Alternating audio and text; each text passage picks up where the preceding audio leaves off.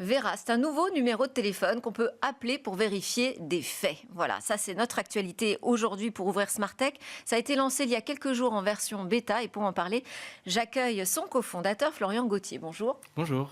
Cofondateur de l'ONG laréponse.tech puisque c'est l'ONG à l'origine de cette initiative. Alors comment ça marche ce numéro de téléphone pour vérifier des faits ? C'est hyper simple. C'est un numéro de téléphone donc, qui est gratuit, qui est accessible par téléphone ou par WhatsApp et qui est connecté à une centaine de sites de fact-checking. Okay. Donc l'idée, c'est qu'on l'appelle, on pose une question, et là, il y a l'intelligence artificielle qui va aller chercher parmi ces sources de référence qui ont été sélectionnées par des comités d'experts pour vous donner une réponse en temps réel. D'accord. Donc reconnaissance vocale, ça veut dire qu'il faut utiliser un petit peu de technologie. Ensuite, aller chercher dans une base documentaire, j'imagine quand même assez large pour pouvoir répondre à l'ensemble des faits qu'on va vous présenter sur ce répondeur. Donc derrière, c'est quoi comme modèle ? C'est OpenAI GPT-4. Ok. Pourquoi ce choix ? Parce que ça marche bien. Mais en fait, c'est un choix, on avait déjà fait un des projets avec ça, et donc c'est un choix de simplicité. Okay. Et en fait, on n'est pas fermé à changer si jamais il le faut. Parce qu'on parle aussi des hallucinations de ces IA, et là, vous êtes sur une promesse de confiance, finalement. Comment est-ce qu'on crée cette confiance ? Je pense qu'elle passe par plusieurs choses. D'une part, ce comité d'experts est tellement important, parce que c'est des chercheurs, des gens qui sont experts des informations, et qui ont sélectionné une centaine de sources fiables. Donc en fait, Vera va jamais aller chercher n'importe où sur le site web, comme ChatGPT ou d'autres IA. Elle va vraiment se cantonner à une source, à des sources circonscrites. Donc on a une centaine de sources de fact-checking, et plus de 300 médias fiables. La confiance, elle part aussi du fait qu'il faut absolument avoir différentes opinions. Donc en fait, on va souvent donner plusieurs sources pour la même information.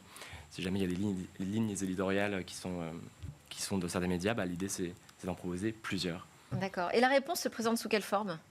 Une conversation. En fait, on peut poser une question comme on se parle aujourd'hui. Est-ce que c'est vrai qu'il y a des PFAS dans l'eau du robinet en France, par exemple ? Et là, Vera va aller chercher une source et vous répondre immédiatement, soit par écrit sur WhatsApp, soit par téléphone. Alors, puisque vous partez avec un comité d'experts et une base de données vraiment fermée pour justement valider ces sources, ça veut dire que les thématiques au départ vont être un petit peu resserrées, j'imagine ? Pas tant que ça, puisqu'en fait, on a déjà des sources dans plus de 80 pays. Donc en fait, il y a énormément de sources et les agences de fact-checking font un travail exceptionnel, donc il y a énormément de ressources. L'idée, c'est vraiment d'aller piocher partout pour avoir le maximum d'informations. En fait, aujourd'hui, on peut poser n'importe quel type de questions sur n'importe quel sujet. Et quelle est la difficulté principale avec les fake news quand on s'attaque à ce sujet de la désinformation ? Je pense qu'il y a un enjeu très fort de réussir à faire une IA qui est capable de converser de manière simple et en respectant le point de vue des gens. Et je pense que c'est vraiment ce côté-là. Non, c'est faux. Non, vous avez tort, c'est une théorie du complot. Non, au contraire. Je pense que c'est normal aujourd'hui de tomber dans le piège de certaines fake news parce qu'en fait, c'est difficile de vérifier l'information. Et donc l'idée, c'est d'avoir un endroit qui soit accessible, mais surtout qui respecte ton point de vue et qui te pose des questions pour approfondir le sujet avec toi. Parce que la difficulté aussi, c'est de toucher les personnes qui, elles, sont déjà enfermées en fait, dans des croyances ou alors dans une négation totale finalement de la réalité. Ouais, complètement. Il y a une étude absolument incroyable. C'est une IA, donc ils ont fait une recherche auprès de 2500 personnes. Et l'idée, c'est qu'ils ont réussi, grâce à une IA conversationnelle, à faire baisser de 20% les croyances en théorie du complot. Donc c'est des gens vraiment où c'est plus fort que la croyance. C'est vraiment quelque chose qui font partie de leur personnalité finalement. Donc nous, on n'a pas pour ambition de faire en sorte que des gens qui pensent que la Terre est plate changent d'avis. En revanche, ce qu'on veut, c'est avoir un endroit simple, fiable et impartial où on peut vérifier l'information simplement. C'est la première étape. Et alors, puisque c'est disponible en version bêta, vous avez communiqué sur les réseaux sociaux. J'imagine que vous avez des premiers appels, des premiers tests. Quels sont les sujets qui ont été abordés ? C'est une bonne question. De tout. Beaucoup d'actualités. En fait, l'exemple n'était pas anodin. Est-ce que c'est vrai que l'eau du robinet est contaminée ? Ça, c'est une question qu'on a reçue beaucoup. Est-ce que c'est vrai que les migrants mangent des chats et des chiens aux États-Unis ? Une autre question qui est revenue énormément. Donc, voilà. Donc ça va aussi à l'international. C'est un des objectifs, j'imagine, aussi de Vera, Ask Vera. Complètement. Ouais. Non, l'idée de Vera, c'est bientôt d'être disponible dans toutes les langues. Là, on s'est cantonné au français parce que c'est plus facile pour nous de faire des tests. Mais voilà. Et alors, comme on est dans la confiance, j'ai parlé de l'ONG qui était derrière cette initiative. Oui. Vous avez cité un comité d'experts. On a besoin d'en savoir un petit peu plus sur la transparence. Il y a qui véritablement derrière ? Qui finance ? Parce que c'est un service gratuit. Ouais, c'est une bonne question. Donc, on est une ONG, on n'est que des citoyens bénévoles.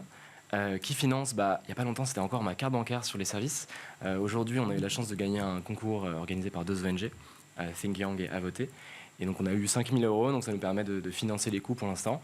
Il n'y aura jamais de partenariats commerciaux. Je pense qu'on a un vrai enjeu de transparence. Donc on n'aura jamais de devoir de mettre une source ou une autre. On veut être complètement indépendant. C'est une initiative qui est citoyenne. Et d'ailleurs, toutes les sources utilisées sont entièrement disponibles sur le site en toute transparence. Ok, alors il faut taper quel numéro en fait pour interroger Vera? Ouais, donc le mieux c'est d'aller sur le site askvera.org, mais sinon le numéro de téléphone c'est le 09 74 99 12 95. Ok, bon, si vous n'avez pas eu le temps de noter, donc il faut aller sur le site. askvera.org. Voilà, et peut-être qu'un jour vous aurez un numéro court. Sûrement. Hein, on aimerait bien avoir un numéro vert. Ce serait peut-être plus pratique. Bon, merci beaucoup Florian Gauthier de nous avoir précisé comment fonctionnait ce nouveau service de vérification des faits, un service finalement avec lequel on peut converser. Merci encore. C'est l'heure de notre débat sur les départs de X. On continue donc à s'intéresser à ce qui se passe sur les réseaux sociaux et ce qui s'y dit.